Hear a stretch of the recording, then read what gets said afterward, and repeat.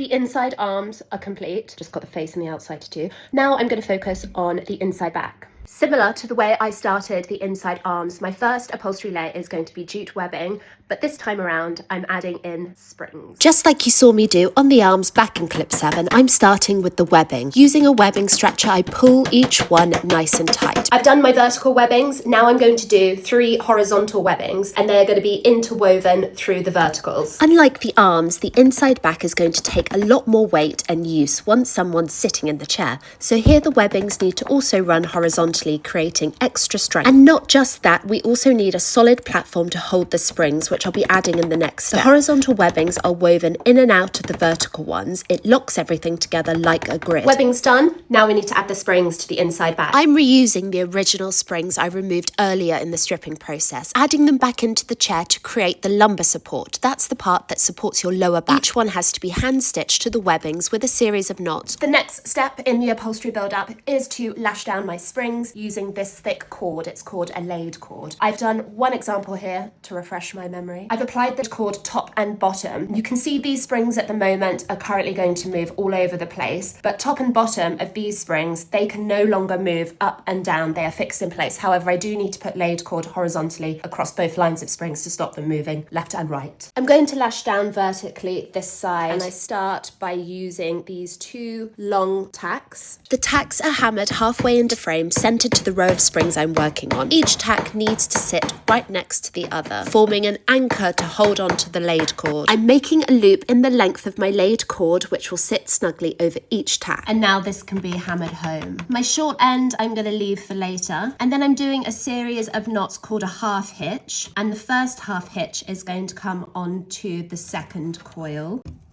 Half hitch, and then we're coming up to the top of our spring at the back and doing another half hitch. And that's my first spring tied in place. We're coming across to the second spring, half hitch and then half hitch. And when I pull that down, you can see the spring will slightly compress and it's still remaining centered. At the back, I'm going to pop in 2 tacks again, and I'm going to do a figure of 8 and hammer these home. With the remaining end of my laid cord, I'm bringing it back up to the top coil, and I'm just going to do a series of knots to knot that off. Back at the bottom where we started, with the remaining end of the laid cord, I'm going up to that top coil and knotting off this end.